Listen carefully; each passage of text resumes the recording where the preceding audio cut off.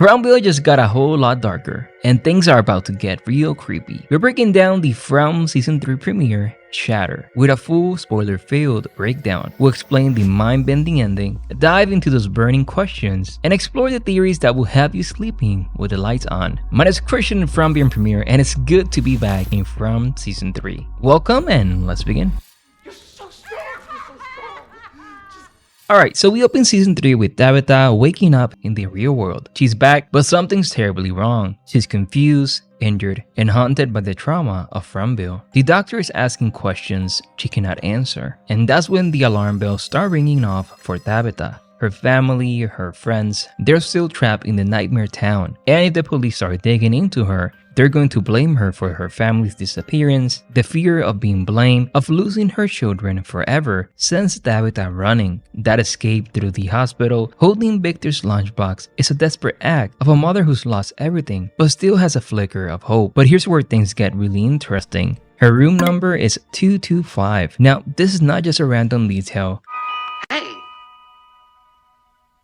It's a message. 225 is a number that symbolizes balance, adaptability, and independence, even divine guidance. Is this a coincidence, or is it the town influence still at work, even in the real world? Coincidence? I think not! Is this a sign that Tabitha's on the right path, that she needs to trust her instincts? Or is it a cruel trick, a false promise of support in a world that's about to turn against her? And then later, that encounter with the boy in white. He appears in the real world, right there saying hi to her, walking into an ice cream shop, and Tabitha asking him, what do you mean by this is the only way? But why? Why would the boy in white appear to Tabitha? Is he trying to guide her or to manipulate her into making a choice that will have devastating consequences? Now, this is where things take a truly chilling turn. He's just another kid. It's a classic From move, making us question what's real and what's a manifestation of Tabitha's trauma. The boy in white words are a haunting echo, a reminder of a choice she made and a sacrifice she had to offer to escape Fromville. And the mom's reaction, "What's wrong with you?" is a perfect encapsulation of Tabitha's state of mind. She's lost and she's confused, and that's what's exciting about where she arrives. I will discuss this in a moment. Now, meanwhile, all the way back in Fromville, let's dive into the scene with Boyd and Father Khatri. Obviously, the ghost.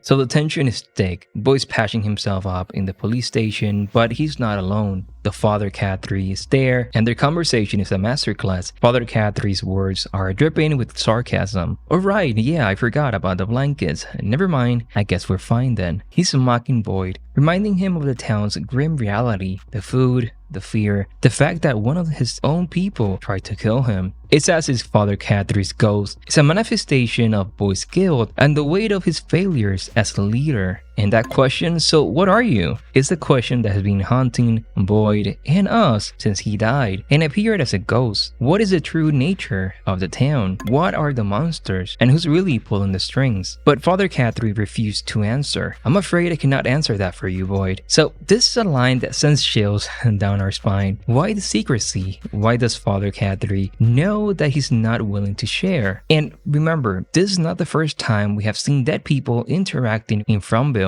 Tom talked to Jade, Abby appeared to Boyd. It's a motif that's never fully explained, adding to the town's infinite questions. But here's some theories about why Father Khatri remains silent. Number 1, he's bound by the town's rules. Perhaps even the dead, the residents of Fromville are trapped by the nightmare's influence, unable to reveal the town's secrets. Number 2, he's protecting Boyd. Maybe Father Khatri knows that the reality and is too terrifying, that revealing it would shatter Boyd's sanity or make him a target. This conversation between Boyd and Father Khatri's ghost is perfect in building tension and mystery this season. Now moving into other situations in the town. This scene with Ethan, Jim, and Julie packs an emotional punch. Ethan's desperate plea to find Tabitha, Jim's grief determination, and Julie's attempt to comfort her father all highlight the toll that the town horrors are taking on the Matthews family and will continue going from the trailer. Ethan's reaction is heartbreaking. He's a child who's already lost one brother and now his mother has vanished. His insistence that they have to do something is a mix of innocence and desperation. He's holding to the belief that they have to find Tabitha, but his fear is evident. Jim's response is gut-wrenching. He's trying to hold it together, but his grief is obvious. The walk, His going on is not a casual stroll, it's a desperate search, an attempt to find a trace of Tabitha in a town that seems to swallow its victims whole. Now, this is a reminder that the town's influence is insidious, that it can drive even the most loving parents to make impossible choices. This scene foreshadows the fractured relationships and the desperate actions that are about to unfold in Season 3. Jim's search for Tabitha could lead him into danger, and even Kenny, who's going with him. Ethan's faith in his parents might be shattered as the town mysteries deepen. And Julie, caught between her parents' struggles and her own connection to the town's darkness, might be forced to even make a choice that will change everything. Jin's packing that bag is not just about a search for Tabitha, it's a refusal to accept the town's power. He's not going to sit idly by, paralyzed by fear, while his wife is lost in the woods or, hey, even dead, but he doesn't know this. Boyd's trying to reason with him, but his words are heavy with the burden of past failures. He's seen the darkness of the forest, the way it twists the mind and claims its victims. He knows the odds are stacked against Jim, and he's afraid of losing another friend to the town's cruelty. That line, "You're about to sink in my goddamn teeth," is packed with meaning. It's not just about Boyd barely surviving his own journey into the woods, it's about the thin line separating sanity from madness, hope from despair. He's warning Jim that this quest could destroy him, and Jim's response is, don't you F dare. It's raw, it's a visceral cry of defiance. He's not ready to accept the possibility of Tabitha's death. He's holding to the sliver of hope, even if it means facing the darkness alone. This scene set up the dangerous path for Jim this season. His grief and desperation might lead him to make reckless choices, and Boyd, left behind to deal with the town escalating chaos, might find himself questioning his own leadership, his own ability to protect the people who are still alive. And one of the most important aspects of this episode is the scene in Colony House. It's short, but it's packed with foreshadowing and a growing sense of unease, especially surrounding Fatima's pregnancy. We're immediately reminded of the town's limited resources and the tension that creates. Nikki complained about Fatima hugging the bathroom, and the double rations comment highlight the scarcity of food and the potential for conflict among the residents, something we have seen before. And something that we see here now. Fatima discomfort, her pain in her stomach. "My stomach just has not been right," are more than just a typical pregnancy issues. This is from where the ordinary is always twisted into something unsettling. It makes you wonder if the town influence is affecting her, if the nightmare entity is already claiming a hold on her unborn child. And then there's Tilly, lurking in the background with the chillingly calm statement, "First couple of months can be hard." What do you mean by that?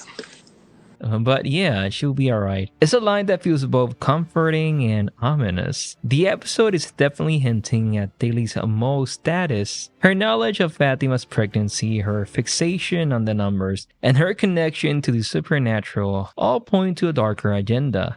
Her words feel like a threat, maybe a reminder that she knows more than she's letting on. I will discuss why in a moment. Now, this scene is like a seed of dread that's been planted. It makes you question everything. The safety of Fatima's baby, the stability of Colony House, and the true nature of Tilly's role in the town twisted game. Another plot point in this episode, and that is the tension in Colony House, and that is rising. Donna's urgency, her insistence on harvesting early, revealed the desperation that's gripping the community. They have lost half their crops to the storm, and winter's approach adds another point of fear. One of those questions that is affecting everyone, and that is, has he slept yet? This carries a weight that goes beyond Elgin's well-being. Donna's response, "We got bigger things to deal with," is a chilling dismissal of Elgin's struggles. It highlights the harsh realities of survival in Fromville, where individual needs are often sacrificed for the sake of the community. Now, this scene foreshadows the conflict and difficult choices that are about to unfold. The food shortage is going to push the residents to their limits, forcing them to make decisions that could have devastating consequences for everyone. All of this makes you understand why all of them went to save the animals later in the night. Kenny sees through the facade, reminding him that they cannot play defense forever. It's a powerful statement, a recognition that the town's dangers are escalating and that they need to find a way to fight back. This scene set up multiple threads of tension. Jim and Kenny's journey, what will they encounter in the woods? Will Boy advise be enough to keep them safe? And will they find any answers about Tabitha's fate? Those answers are not revealed in this episode. Another thing, and that is Boyd's internal struggle. How will he deal with the fear, the guilt, and the growing chaos in the town? Will he be able to lead the residents through this new wave of darkness? Meanwhile, Jade's actions in the bar shows that he's still haunted by those visions that he saw in the cave, the symbol that seems to be everywhere, and his attempt to make sense of it all are driving him to the edge. Will he find a way to use this knowledge to help the town? And speaking of Jade, this scene with Jade is utterly disturbing. We hear that crash, Boyd's desperate struggle. Jade's words are repeated like a mantra of a vision that's haunting him. What is he seeing? Obviously, they don't understand what's happening to him. Kenny, he says this is insane, and he's not wrong. It's as if Jade is being pulled into darkness, forced to confront a terrifying truth that the others cannot even comprehend. His desperate pleas, I gotta stay, I gotta, suggests a struggle for control, a battle against a force that's trying to consume him. It raises so many questions. Obviously, again, what is Jade seeing? What does this mean for his sanity? Will he be able to break free from this vision? Or is he being pulled deeper into the town's web? Now, a scene that is truly heartbreaking and is a reminder of the toll that Fromville takes on its residents, and that is Tabitha's desperation to connect with her mother. Her attempts to reassure her that everything is okay is a facade that crumbles with every word. She's trying to convince her mother and maybe even herself that she's safe, that her family is fine. But the desperation in her voice reveals all. She's lost, she's alone, and the trauma of the town is still haunting her. And something that we see is the girls taking pictures. They're oblivious to Tabitha's pain. It's that she's watching a life she can no longer have. Yeah, taking selfies. A world that no longer makes sense to her. That image of her looking at the church in the distance is a powerful one. It shows a desire for faith, or a place where she can find answers. Maybe not, but it also a reminder that even at the church might not offer the answers that she's looking for. The town's darkness has cast a long shadow, and Tabitha's journey back to the light is just the beginning. Now, at the diner, we see Tian-Chen. She's cooking some food for Kenny and Jim's journey into the woods. Tian-Chen insists on packing extra food. It's a powerful move. It's a mother's love shining through the darkness, but her words is, I cannot lose you too, are laced with a premonition, a fear that foreshadows the danger that will come to her. And the last moments together, this is so heartbreaking. I cannot imagine what the character of Ken is gonna feel in the next episode. You know, the town has a way of breaking even the strongest bonds, and their optimism is fragile. Ethan is building a puzzle, a harbor with 500 pieces. It's a symbol of the life they're trying to piece back together. It's a beautiful metaphor, and the hope of finding a safe haven. But that harbor is incomplete. Ethan's question, are you going to go find mom? This cuts to the heart of the episode's theme, the desperate search for connection in a world that's determined to tear them apart. This episode is masterfully setting the stage for a season of intense emotional damage. So as Jim and Kenny venture into the woods and Tabitha search for answers in the real world, the monsters are lurking. The nightmare is connecting its web. The confrontation that we see between the residents outside Tian-Chen's house is a powder keg waiting to explode. Boyd's leadership is being questioned, his authority challenged, and the town's fragile order is on the verge of collapse. Finally, some things are happening. Randall's attempt to steal the goat, a desperate act of survival, highlights the moral dilemmas the town's residents are facing. His comments is a reflection of the town every man for himself mentality, but is Victor's intervention, a willingness to point at Randall to protect Alma. That's truly surprising. It shows a protective side to Victor, a defiance of the town's cruelty. His words to Randall, this place will not break us, something he said back in season 2, episode 10. You don't break me! but they also feel like a desperate plea, a mantra to ward off the darkness that's closing in on them all, and something that the monsters say later to him. This sequence of scenes set the stage for a season of intense conflict, heartbreaking loss, and many things I cannot wait to see. Now, Jim and Kenny's discovery of these statues and the old house in the forest add new questions to the already unanswered show. Jim and Kenny's journey into the woods is already fraught with tension as they search for Tabitha, but this encounter with the unknown is a reminder that the monsters might not be their only threat. I love this because even though these statues maybe are like the talisman protecting the houses that we see against evil spirits, even Jim's initial reaction, "what the F," perfectly captures the sense of unease and disbelief. The structure is built from natural materials and seemingly abandoned are completely out of place in this forest. They suggest a hidden history, a presence that's been moving into the shadows long before the town's current inhabitants arrive. Now, Kenny's cautious nature is evident in his immediate urge to turn back. He's reminding Boyd warnings about the dangers of the wood, the need to stay on the path, and the importance of the talisman for protection. And going and seeing now what happened, man, if he went back, maybe Tian-Chen didn't die, so this is heartbreaking, and let's see what happens with him in the next episode. Their decision to stay the night in one of those houses is a bold and potentially reckless one. It's a departure from the established protocols, a challenge to the town's authority, and as they prepare to make sure there's no surprises, the unspoken question hangs heavy in the air. What if the structures are not abandoned? What if something or someone is waiting for them in the darkness, or maybe something in the future? Now, one of those scenes that is a masterpiece of subtle horror and emotional devastation. Tabitha, seeking peace and guidance in a church, finds herself spiraling into a breakdown as the weight of her trauma and the impossible reality of Fromville clash with the normalcy of the real world. Her desperate confession, "I feel like my mind is breaking," is a raw expression of the psychological toll that the town has taken on her. Her fate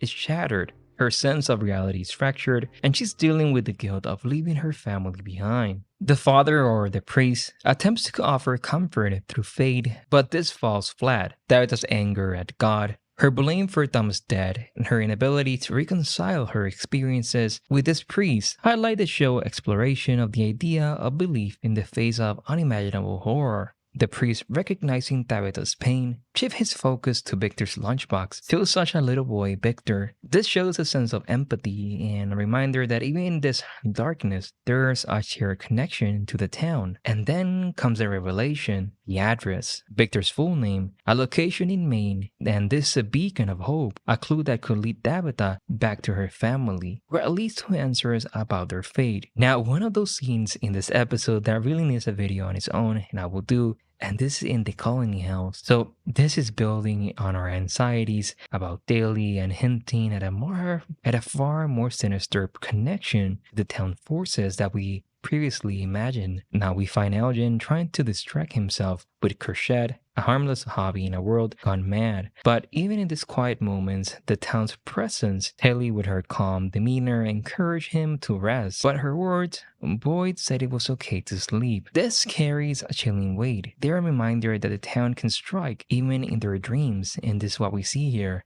Elgin saying, "I feel like something is watching me." Now this is haunting. And this is what we see, the woman in the kimono, her hands overflowing with water, and this is a terrifying image. It shows a sense of drowning, of being consumed by a force that's both powerful and alluring. The kimono itself, a traditional Japanese garment, this adds something different to the show. Maybe, and this theory for now, that maybe this is a spirit that is asking for Elgin's help. I was gonna say that maybe it's Fatima, but for now, I'm not gonna discuss that theory. Then there's Tilly. What is she doing in Elgin's dream? He's like, what? It's a moment that solidifies our suspicions about her. Why is she appearing now in nightmares? Is she a guide, a manipulator, or something far more sinister? Now, what's the significance of the kimono? Is there a hidden history of Fromville, connection to Japanese folklore or mythology that we have not uncovered yet? Now, Telly, is she manipulating Elgin's dream? Is she feeding off his fear? Or is she just trying to warn him about a danger he doesn't fully understand? But this scene is an example of how From used subtle details symbolism and dreams to show something interesting. And we know this is the same woman back from season 2, so why is she important? So the weight of the situation is crushing down on the residents of Frumville. The food, direct result of the monster's actions, has pushed them to a point of desperation, and the dialogue crackles with tension. Now, obviously, they thought they had crops, but now that is gone. So there's a lot going on with the food and Donna's statement about how the soil is poison and how everything is poison. So it's a devastating revelation. It's not just about the physical environment, it's a metaphor for the town darkness, its ability to corrupt even the most basic necessities of life. And Boyd is like, hey, so you want to give up? Should we lay down and die? It's an expression of the town's struggle. He's battling against the despair that is consuming them. This discussion about slaughtering the animals, is a heartbreaking reminder of the choices that they have to make in all of this. And Ethan's innocence is part of this. So yes, the characters are facing impossible choices. Their hopes are dwindling, and the nightmare is holding its grip on Frumville. So finishing Tabitha's journey in this episode, we're introduced to Victor's father, a man that is consumed by pain, drinking beer, so this hints at a pain and a desperation that mirrors the residents of Frumville. Even though he's in the real world, why is he important? And his agitated place for Tabitha to get lost, this reveals a man who's been broken by something. He's haunted, and his fear seems to stem from a knowledge of something dark and dangerous, so something connected to that drawings that we see in the trailer in the basement. Now the lunchbox, a symbol of Victor's childhood and his connection to Frumville, triggers this reaction in his father. So yes, Tabitha says you're his father, you're Victor's father. So what happens? Well, we have to wait into episode 2. Now moving into the last part of this episode, and that is Jade talking with Boyd. What is going on? He says that he doesn't think he's doing really well and that he doesn't have all the information that he needs, but that he will get there. And then there's Boyd drinking from that bottle. So we know that bottle of alcohol, that is something that we saw with Father Khatri, something that connects beginning of the episode. Now here's what happens. The animals are running loose in the streets. So this is a representation of the town's chaos. The monsters are attacking the community, our resources, and their sense of order. The monsters' attack on the town is a game changer. They have a coordinated assault. They have a plan. It's just insane. And also a damage into the order that Boyd has established. The animals are released, the food supply is compromised, and the residents are thrown into chaos. So this is so incredible, and this is such a huge part of this episode. So everyone is trying to help, everyone is trying to deal with those animals and trying to get them to safety. But as we know, the monsters have a plan. They push Boyd, and in this case, Kenny's mother, into the barn where they have a trap to kill one of them. In this case, sadly, is Tian-Chen. This is a brutal reminder that Frumville offers no sanctuary, no matter how hard you try to find peace. We knew it was Tian-Chen. We have seen the trailer. There's like this. I'm gonna show that here of the funeral in the next episode. Kenny's in the front.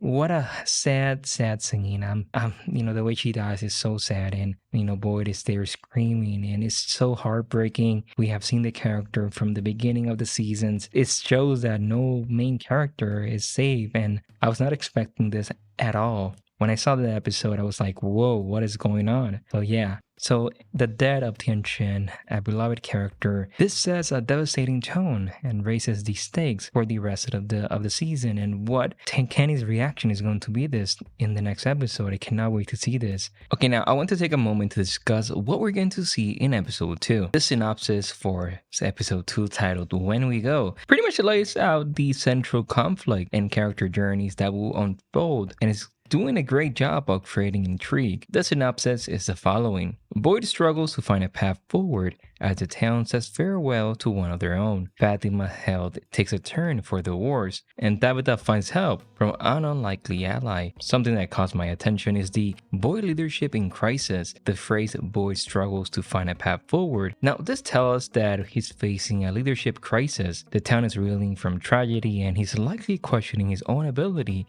to guide them through this new wave of darkness. They say farewell to one of their own. As we know, this is the funeral for Tian-Chen, which emphasized the emotional toll and Boyd's responsibility to offer comfort. Now we also have Fatima's health, with Fatima's health takes a turn for the worse. Now, this immediately raised concerns. We know she's pregnant, and this suggests the town's influence is affecting her and her unborn child. This creates a sense of urgency, making us worry about her fate and what it all means for Ellis and the colony house. Now moving into the part 3 of the synopsis, and that is Tabitha find help from an unlikely ally. As we know, this is Victor's father. We see the trailer where he takes her to the basement where we see all the paintings as well as a tree. So what's gonna happen with this? I'm excited to see that. This synopsis is creating a really great scene of anticipation, is highlighting the emotional and physical dangers that the characters are facing, and it offers a few hints at potential twists and turns. It's making us want to dive into the episode